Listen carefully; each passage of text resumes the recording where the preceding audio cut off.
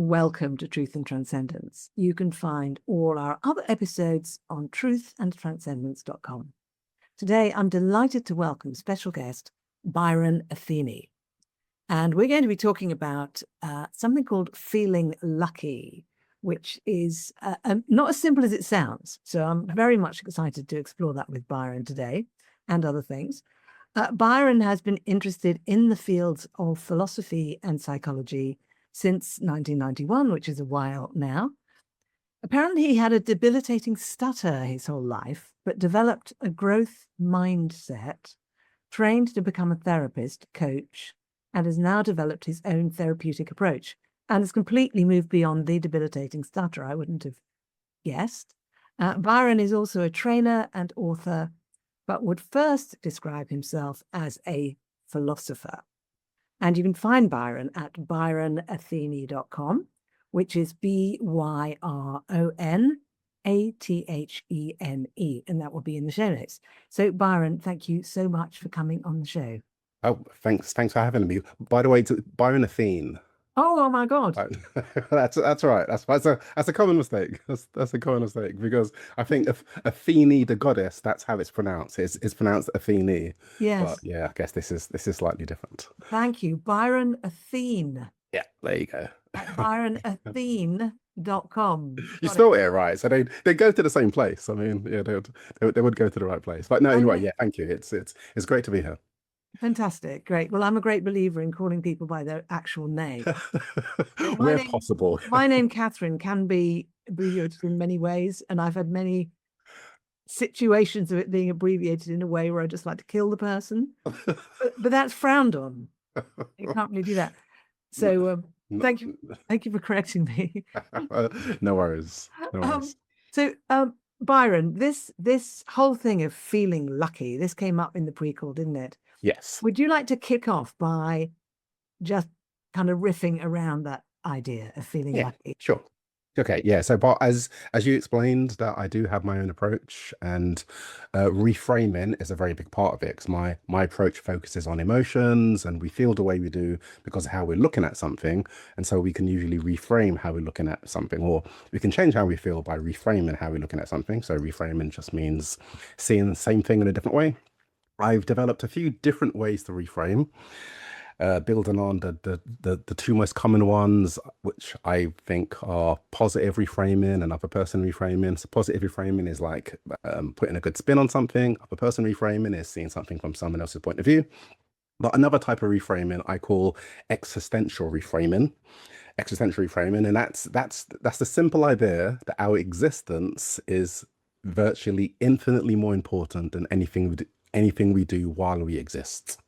So if you're encountering a problem, the fact that you're there to have that problem is more important than any problem that you have. And I do understand sometimes things seem so problematic, you're probably not going to be in the headspace to realize that because you're too busy kind of trying to survive, trying to deal with it as best you can. What maybe deal with it in the best way that you can, but maybe in retrospect, you might be able to reframe and realize that that problem was possibly the best thing that could have possibly happened to you. I've been able to reframe things that I used to think was the worst thing and realize that worst thing was actually the best thing because of the very positive things that stemmed from it.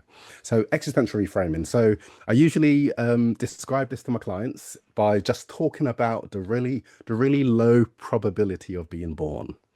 It's ridiculously low. So to try to just get an even basic understanding of how low, I usually compare it to winning the lottery. So the odds of winning the lottery or the UK lotto is 1 in 15.6 million, I think. 1 in 15.6 million, which is ridiculously low. If you were 20 and there were 5 jackpot draws a day, you bought 20 tickets to each and played every day until you were 80, there's still a strong chance you're not going to win because 1 in 15.6 million is ridiculously low. The odds of being born are almost infinitely lower, and this is why. So let's just consider the sperm side of the equation for now. So the sperm side, let's Hold on, we're already on to sex, and we've only been talking for 8 minutes. not even talking about sex. So we could be talking about IVF. It's the Oh, same. It's the same probability. Same probability. same probability. Okay. All It's a, right. it's a similar probability. Okay, so let's say let's conservatively estimate that there are 160 million sperm cells released in one go, and Okay. that's a conservative estimate because it's somewhere between 80 million to 300 million.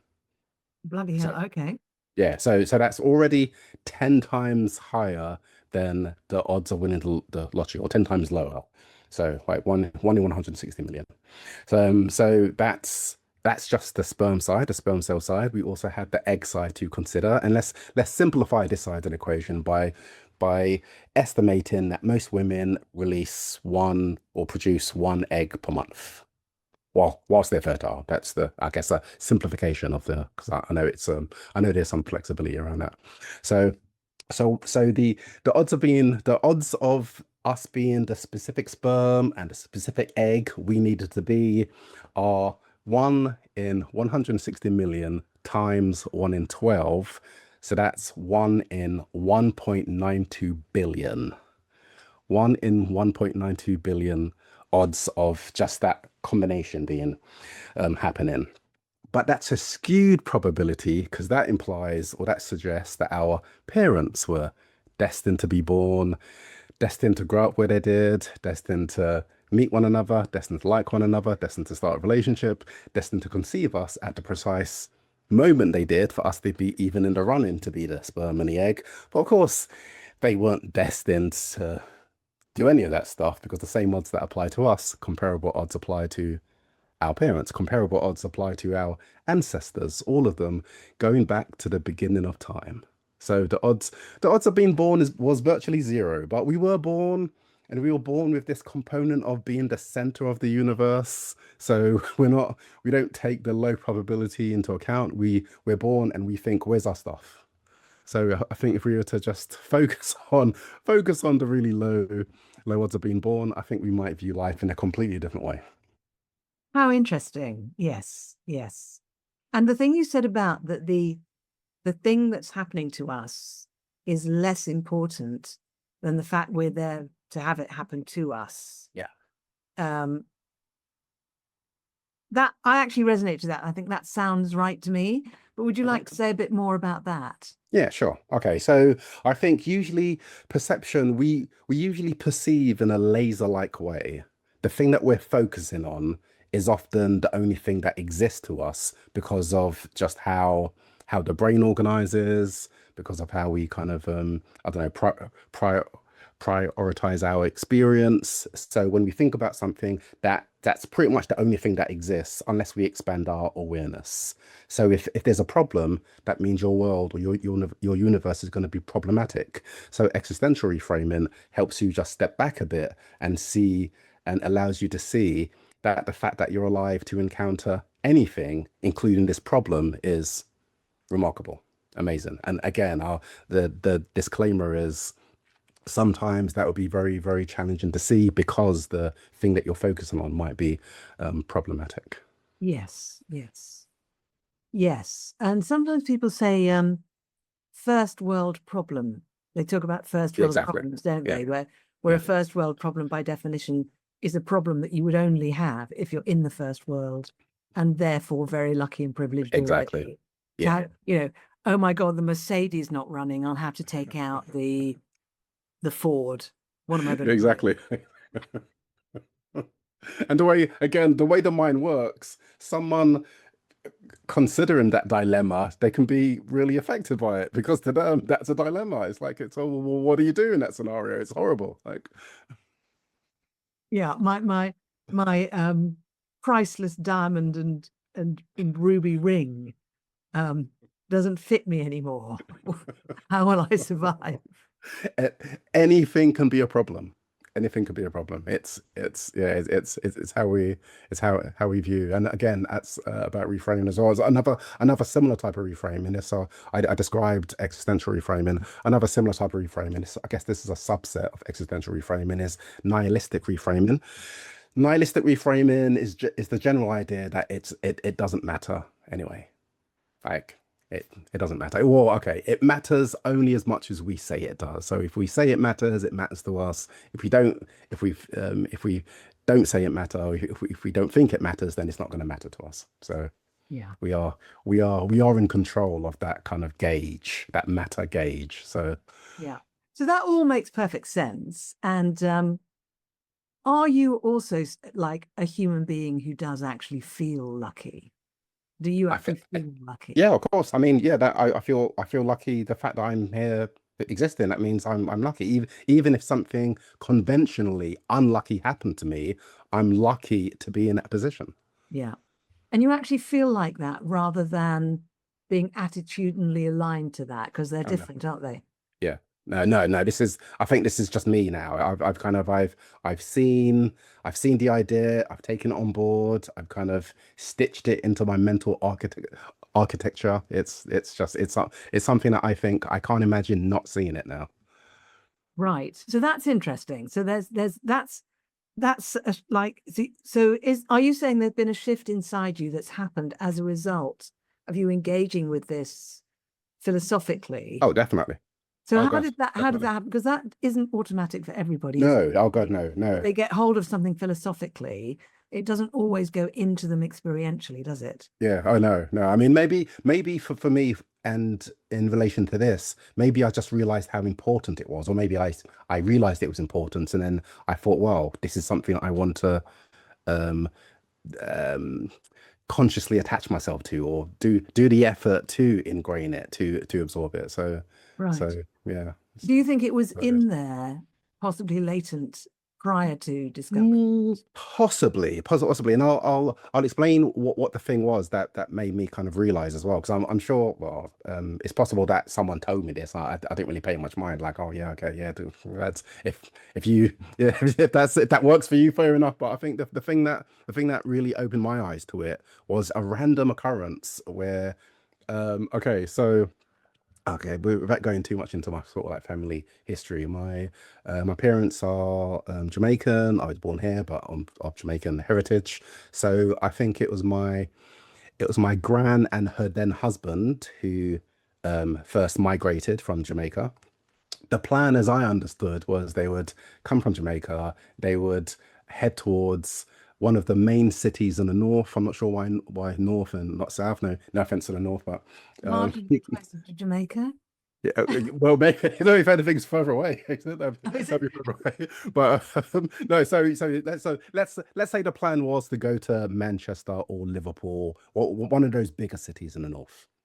But apparently, when they got to the main train station, they didn't know what train to catch. My grand's husband was too embarrassed to ask, so they got onto a train that was going to Huddersfield, and that he acted as if that was the plan the whole time. So the plan changed, and it was Huddersfield. That's where my mum then joined them, and it was in Huddersfield that my mum met my dad. So if it wasn't for my grand's husband's pride, I wouldn't exist. And so I thought, oh, hold on. And I think some people do acknowledge the sort of the sliding door effect for big decisions, but I think that was the first thing that opened my eyes to it. But I think that it relates to small decisions as well, like any small changes, because I think if there was anything different in my parents' lives before they met, there's a chance that they wouldn't have met. If there was anything different in their lives after they met, but before they conceived, it probably wouldn't have been me that made it to the egg. It would have been, I don't know, the next sperm along or the next sperm. So, yeah, I think, like I said, this is one of the things I'm still getting my trying to wrap my head around. If if there was anything different in the world before I was conceived, I don't think I would have been conceived. And I think that applies to everyone. But again, we don't really appreciate that maybe because against all the odds, we were conceived, and so now we can't. I guess most people would find it hard to see life in any other way. That's it's such a huge idea, really, isn't it? I'm just thinking about it now. I'm thinking, oh, yeah, obviously my parents haven't got together, and then when I think about, then I think but they were a bit of an unlikely couple. And I think a lot of people Okay. think that with their parents, a bit of an unlikely Yeah. couple. And then, yeah, but it gave rise to me. Yeah. So make sense of that. You said you're trying to get your head round it. What do Yeah. you mean by that? I mean, it's like it's crazy. I mean, getting your head around the one in 1.92 million billion odds is enough, but then compound that over generations and generations, going back to the beginning of time. That's a massive that yeah, I've got like an abstract idea, but yeah, it's almost like trying to get your head around infinity. It's just impossible maybe because it's infinity. It's just there's always more. So Yeah. it's yeah, So how that does sort this of thing. then make a difference to, does that then, because some people might think, oh, well, that therefore um, it was just my bad luck to be born in this body in this time or something, whereas you seem to be taking it more as, well, that was really good luck because I'm actually Yeah, here. yeah. What's the difference? Can you make some sense of that? Sure. Okay. Well, see, I wouldn't consider it bad luck, because of what being alive means and because of what we are, like the power the brain has, the power the like just power and strength the body has. It's like neutrally, that's a really good thing. But because we can hijack the system with thoughts, and those thoughts might have negative emotions attached to them, someone might think, oh, okay, well then that's a bad situation because of the bad thoughts or the bad emotion attached to it. But I do have a theory about why we have negative emotions in the first place anyway. So that kind of overturns the whole idea that life can be bad. I don't think life can be bad, but we can have negative emotions in response to things that we don't like. Yeah. But yeah, I think if we appreciate the truth around that, it might be really difficult to see life as bad because we would have seen through the illusion of bad. So what is your theory about why we have negative emotions?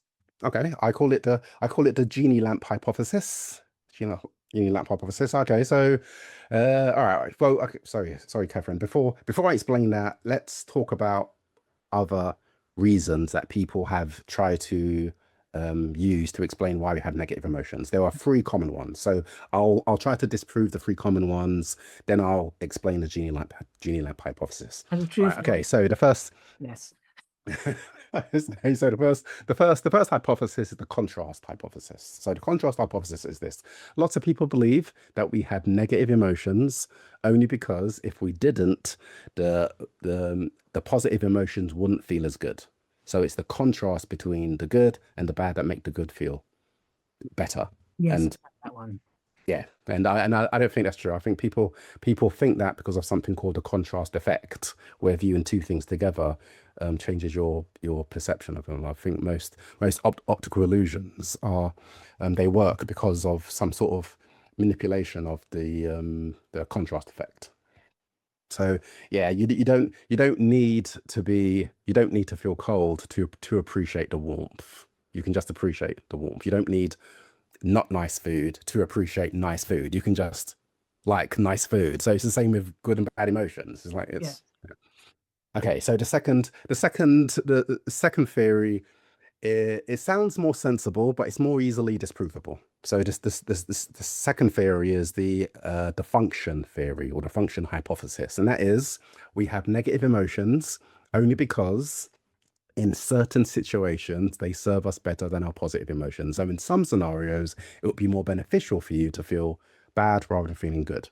People use this in terms of, well, anger. Anger can be useful. Anger's prompted by you perceiving a sense of injustice or someone doing something you don't like. So if someone's doing something you don't like and you respond with anger, the person might stop. So in that case, anger was useful.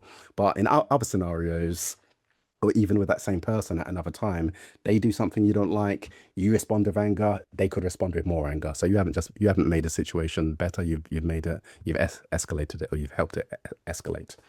So yeah, so the yeah, anger isn't more useful than remaining calm. So I think this theory can be generally disproved considering all of our negative emotions impact our ability to think clearly. And surely thinking clearly is going to benefit you more than not thinking clearly in any situation. I think. So, so I used to think this theory was true for one emotion in one specific circumstance. I thought it was true for the emotion of fear in the circumstance of your life being in danger. If your life's in danger and you're frightened, you'll probably, excuse me, you'll probably access adrenaline, and you could use that adrenaline to run faster or fight harder. But I've researched this now, and I've since learned that even in that scenario, your fear isn't helping you because the flight, or freeze response kicks in before the emotion response, which means you act before you think and feel, which makes sense because if you're in danger, you shouldn't be thinking because then you might think your way into more danger. So even in that scenario, your fear is not helping you. So, and yeah, so I think the most commonly referred to example of the function theory is that our emotions are there to signal us. So if something's not going right, we're going to have a negative emotion. We could use that negative emotion as a signal, but I think that's a redundant signal because that signal has already been activated by your subconscious. So saying that you can use your negative emotions as a conscious signal, even though you've subconsciously already labeled that thing as negative, is a redundant signal, I think. I completely understand what you're saying. Yeah. Yeah. I'll just replay it just to make sure I've got it right. So you're saying that there's the hypothesis that emotions are there to basically give us information to trigger us to take the right action. But you're saying that that before the emotion is felt, we are already triggered to take the right action. So the emotion is just redundant. Exactly. In that sense. Okay. Yeah. Okay, so the final theory, this one might be harder to disprove, but we'll see. So the final theory is the inevitability theory, as in bad emotions are just inevitable. They're an unavoidable, inescapable part of life. So this one seems true because bad emotions seem kind of ever present or just around a corner. But just because two things are together, it doesn't mean that those two things need to be together. And so I think this theory can be generally disproved considering that we can reframe events. So I think it might be more true to say that bad events are inevitable because things are going to happen that we don't like. I don't think it's as true to say that we are bound to feel bad because of those bad events. Yeah, that's fair, isn't it? Because the different people respond in different ways Exactly. to different things. Exactly. Yeah. Okay. So what's your theory? This I really. Okay. Okay, so my theory. So I used to, because I used to just tell people my theory, and because they believed one of these other three, they just rejected it. So I thought, no, I've got to get these three theories out of the way first. That and is then very talk about my interesting, theory. actually. It's very interesting. And of course, I've heard all of those. And to some extent, I've believed all of them. And to some extent, I haven't. Yeah, So, fair enough. because of course I'm unique and my emotions are utterly unique to me, and my burdens are uniquely difficult to deal with because I'm special, right? Yeah, we all are. We all are. That's what we think, isn't it? Okay, I'd love to hear your actual theory. Okay, right. So I used to just blurt it out, but instead of me telling you what the theory is, I'm going to ask you two questions, two really easy, simple to answer questions. Just say the first thing that comes to mind. You'll be on the right track, I'm sure. In answering these two questions, you are going to be unknowingly telling me what the theory is. All I'm going to do is just talk more and give you more information. So, ready? Yes. Question one. Why do babies cry usually, generally? To get to, I don't know actually, but I would have thought it's to let someone know that they're hungry or they need their nappy changed. Excellent. Excellent. Yeah, I'll pad the answer out just a little tiny bit. A baby cries generally, usually, because there's something they need or want, like food or nappy change, and there's no other way of them doing it, so they cry. So that someone is well. So okay, sorry, I've got to answer the next question for you. What's the question two? What is a I never typical heard you say that. What's question two? what is a typical response to the baby crying from the caregiver or someone close to them? To run to them and give them what they need. Exactly, yes. So to rephrase and recap, a baby cries usually generally because there's something they need or want, and that's the only form of communication they have. A typical response is that someone tends to the baby, tries to work out what they're trying to communicate so they can give it to them. So my theory is called the Genie Lamp hypothesis, and I'll explain the name in a sec. But it's the understanding that adults have negative emotions still because we needed to have negative sensations to alert someone that there was something wrong in our environment, and it's a process we are still unknowingly, unconsciously still running. So we're big babies, basically. Well, we're still running that same core program. Yeah, yeah. So, okay, so I'll give you a bit more detail, which will explain why it's called a Genie Lamp hypothesis. Mm. So, all right, so let's suppose that a newborn baby is ideally in a state of equilibrium or balance or feeling comfortable. They have everything they need. There aren't any unmet needs. So that feels good. That feels good. Now, they only feel negative sensations when there's a problem of some kind, whether that problem is nutrition based, pain based, temperature based, and that triggers a state of disequilibrium or imbalance or discomfort. And because a baby can't say, "Oi, I'm hungry. Can you turn the heating up and down, please? Or stop poking me, you bastard." The only thing the baby can do is crudely express the fact that there's something wrong by crying in hope that someone comes along, tends to them, identify the need that's not being met, meet it, and that returns the baby to the ideal state of equilibrium again. So a baby uses that process to ensure that their needs are met as quickly as possible, and it works more times than not. There's a very high success rate. Now, a near newborn baby starts to have desires, and they try to use the same process to get their desires met. But there's a very important difference between an unmet need and an unmet desire. When there's an unmet need, there's a naturally occurring bad sensation. The baby doesn't have to do anything to feel cold except be in a cold environment. The senses will reflect the cold environment. That doesn't feel good, they'll cry. Hopefully, someone will come along and make changes. So there's a naturally occurring bad sensation when there's an unmet need. Because there isn't a naturally occurring bad sensation when there's an unmet desire, the baby has to create one. So that's the birth of bad emotion. It's like that's them. It's almost like they've got a genie lamp. And so they were told if you have a wish that's not being met already, rub the lamp, and it's the rubbing of the lamp that creates the sense of discomfort that they feel. Then rubbing the lamp prompts a genie to appear. The genie is the parent or caregiver, and when the genie appears, the wish is granted. And at this stage, so this is around about 3 months, so every wish the baby has can be granted immediately because they're really small in scope. Like they just want to be picked up or put down or something given to them, something taken away. So every wish is infinitely grantable. But then the older the baby becomes, the older the child becomes, the less reliable the genie becomes because the wishes kind of outgrow the lamp. Like the child might not want to go to school, or they might want to eat whatever, or not eat, or stay out all night. So the genie caregiver becomes more less reliable, but we still rub the lamp to the point where the genie moves out altogether. They're buggered off. They're like sunbathing on a Miami beach or somewhere. So it's a broken lamp, but we still rub it, which means we get the discomfort, but we don't get the wish met. Ah, right. Okay. So we're self-generating the negative emotion Yes. when we want something, Yes. When you because want the world something to be in us different. thinks that if we have the negative emotion, we're more likely to be given the thing. Exactly. So Yeah. as someone in one of my workshops the other day referred to, we are then being a whiny git. Pretty much.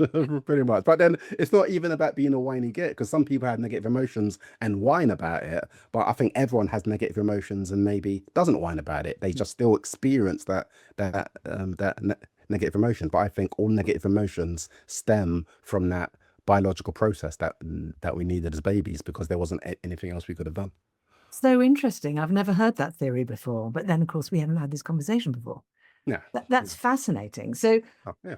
when you talk about that with your clients and they explore it and embrace it, what does that make a difference? Oh God, definitely. How Definitely. does And that tell what how does that make a difference? yeah, because think about it. That means every time you have a negative emotion, you are psychologically and emotionally self-harming because there's a problem in front of you, which means you are disabling yourself and making it harder to solve the problem.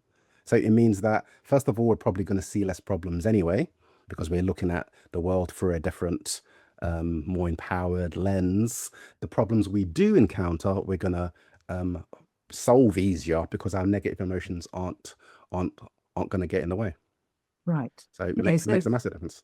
So if we think about cathartic therapeutic work, like, going within, diving into the negative emotion, feeling it fully, Yeah. um, drawing it, dancing it, all the things that people do to kind of flush it through and allow the energy to release, etc. Where does that sort of activity sit in relationship to this genie lamp thing theory? Okay, well, you can do that, what you described as well, but if you have a better understanding of why that negative emotion is there in the first place, you'll, I guess, get to a point where you're not going to self-generate that negative emotion because you realize that it's an unconscious response that can be updated. I see. I understand. So in other words, you're saying you're more likely to reach a situation where you've got more equanimity. You'll get less of the negative emotion Exactly. happening. Exactly. Yeah. Great. Yeah, no, it is great. I mean, so not all of my clients accept it, and I do get it, but I think the way I describe it now seems to work more because when I first spoke to people about it, I had like a 0% success rate because, like I said, I just tried to sort of show them the hypothesis, and it just didn't kind of gel with what they knew already. So I thought, okay, well then I've got to tweak my plan. Right, okay, let's disprove what they're currently believing, or let's show how what they're currently disproving may not be the truth. So that leaves a space of potential other truth sort of thing. So then my acceptance rate went up to about, maybe just shot up to like 60%, but still there was that 40% that you thought, nah, surely not, surely not. So then I just tweaked the approach, and now I usually disprove the top three theories, explain what the Genie Lamp hypothesis is, um, go it, go into more detail, and ask the person to think about it in a way that will help them disprove. I've never shown this to someone as if I'm the expert and I want them to just take my word for it. I want people to try to disprove it. And so I say to them, you can disprove this. Well, okay, sorry. Bearing in mind, I'm saying that we feel negative emotions as part of a now obsolete problem solving mechanic. If you can think back to a time where you had a negative emotion and you didn't think there was a problem of some kind, that could start to disprove this theory. And most clients then see, oh right, okay, yeah, every single time there's a negative emotion, there's the perception of a problem of some kind. And some people say, oh, actually no, sometimes you just feel bad, you might be in a low mood. And that's when I say, well, that is a common objection. A common objection is, well, what about when you feel bad about nothing? I think it's highly unlikely that someone can feel bad about nothing. It's much more likely that every time someone feels bad, there's always something, there's always a trigger, but sometimes that trigger is just outside of our awareness. So you would just need to explore and identify what it is. Yeah. And so it sounds like you're using quite a lot of how can I put it? Swimming in the philosophical mode with your clients, where you're sort of inviting them to engage with these things using the part of the mind that can think philosophically. Is that right? I wouldn't even say philosophically. Maybe it might sound philosophical because yeah, we tend to not think about this. But I think this should be part of the everyday conversation. It should be conventional, just common sense, I think. But it might sound philosophical because we are talking about the mind, we are talking about psychology and stuff. But I wouldn't really necessarily peg it as a philosophical conversation. I just call it a kind of I don't know. Um, I don't know, common interest stories. Like it affects all of us. It affects Is that because every one of us. these are the seas that you swim in? You know, you're playing around with different perspectives on things, Yeah, angles on things, and yeah, different possibilities and options around how we manage our own mind, yeah, aren't you? yeah, yeah, yeah. No, I think I know what you mean, and I think it's a shame that maybe then we don't have more philosophical conversations more often because they. I 100% agree. I mean, Yeah. as someone who from the age of 6 was having philosophical conversations with my father, Okay, and age of we 6. would Wow. we would turn around to him and go, "I'm 6," and he'd say, "And?" He thought that was normal. Okay, but I'm with you in the sense that it's normal to do this, and um, I've had times, at parties and things, my brother and I just chatting, and people are there's this widening circle of very quiet people listening, going, "What on earth are you talking about?" But that's because we're used to it. But I think a lot of people I don't think a lot of people would necessarily apply that kind of energy or mode of exploration to the world of dealing with negative emotions, for example, or dealing with problems or mental issues and things like that. Yeah, So I'm intrigued by how you're bringing it to bear yeah, with that application, yeah, yeah, which, you know what I mean? That's yeah. what I'm trying to kind of point Yeah, out. no, and it's true because sometimes people say, okay, well then, even if that's true, how does that relate to my situation? How can I benefit from that? Well, first of all, if this is true, that means you are emotionally and psychologically self-harming every time you encounter a problem. So that would be countless times a day. So if you absorb that, if you kind of took this on board, you wouldn't necessarily psychologically or emotionally self-harm. You would approach that a problem with a more resourceful, um, I don't know, open mind. Like you'd be more conducive to problem solve, so you would solve the problem easier. Anyway, Yeah. Do you sometimes get people who listen to what you're saying, understand it, and then start beating themselves up for self-harming with negative emotions? sometimes because it's like because I'm pretty much saying, well, it's our internal unconscious choice to feel bad, and so sometimes um um or a lot of the time a client will hear that and like take it on board and just generally feel better in a way. But a common trap has been this idea is just another thing to feel bad about, because then someone could say, okay, well, I know I shouldn't be feeling bad about it, but I am. So then they start feeling bad about that. But as if the theory is true, as absurd as it actually is to feel bad about something, it's even more absurd to feel bad about feeling bad. So if you can catch yourself in that cycle, then hopefully you'll be able to sort of laugh at the ridiculousness of the whole thing. Is there a lot of laughter and weeping in your sessions by any chance? There is, yeah, there's got a fair bit. Thank goodness for that. That's true, yeah. I do. I guess I do try to use humor in my sessions. We're You've we're, got, we're appropriate, of course. yeah, of course. Well, fascinating, absolutely fascinating. Yeah, So yeah, I we're think so. about to start running out of time, and I could quite happily carry on talking to you for ages because it is fun and interesting, and I do enjoy this way of playing around with ideas. I think it's really Okay, valuable. I think we're given a mind, we might as well use it. definitely. Oh, good, definitely. Absolutely. So let me just ask you then. There are some of the people listening and watching this episode are people who are also out in the world trying to help other people or be leaders or whatever, and in their own different ways. You've got your particular way that you're doing it. They've got their ways and they're doing it. Yeah. Is there anything you'd like to say to those people in relation to some of what we've been talking about today that you think might be helpful for them? Yeah, I guess just think about the way that you're looking at something and ask yourself, is it the best way? And I'm not saying it's not the best way, but sometimes we fall for the trap of having a perspective and rigidly holding on to that perspective.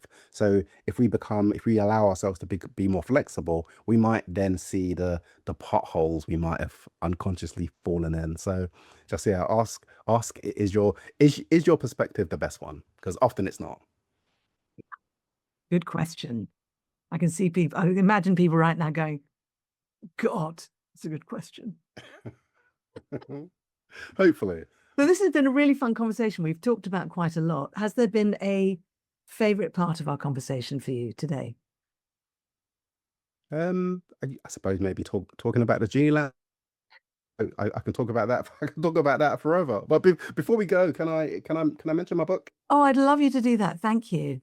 Yeah. Just so I started to write a book that encapsulated my therapeutic approach. Then a publisher reached out and asked if I could write a book about resilience. So I thought, well, actually, I think I'm able to just use a few ideas in my existing book. So this came out December the 18th. So find your path to resilience. Lovely. And it's those who can't see it, it's a lovely sort of aqua green cover with a lovely sort of swirly design on it. Powerful Techniques to Build Emotional Strength by Byron Athene. And now, if you send me the link for that, I'll put it in the show notes, Oh, Byron. thank you. Oh, thanks. And if people want to buy it, they can actually go ahead. Excellent. Excellent. Well, congratulations writing a book, because that's Thank no you. small thing. Thanks.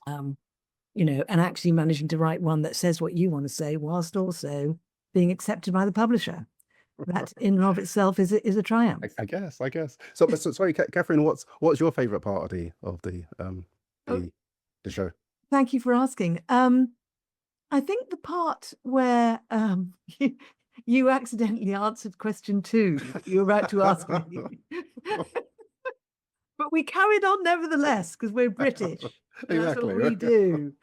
That was great. Good stuff. Love it. But I do love your sort of combination of what I call the philosophical and what you call just normal having a chat, with the sort of the lightness and the fun aspect, because God knows we need both, don't we? So it's possible to get overly serious. The thing about somebody starting to beat themselves up about the fact that they create their own negative emotions is something, I mentioned that because that's something I might be prone to. You know, I so many times understand something and think, oh my God. And then you realize you're wallowing in your own self-created loop. Which is easily done. Very, very, very easily done. You know, that you have to kind of pull out of. So thank you so much for coming on. Oh, you're welcome. And, you know, my best to you and your clients. It sounds like it's a lot of fun. Might have to manufacture a problem to come down and have a session. So let me remind everyone where to find you, which is byronathene.com, which is BYRONATHENE. And it works however you pronounce it. It does. It should do. And everybody, thank you for watching and listening. Do check out my other episodes on truthandtranscendence.com. And if you'd like to find out about my other work, it's on beingspace.world. So thank you again, Byron, very much for coming on the show. Thank you.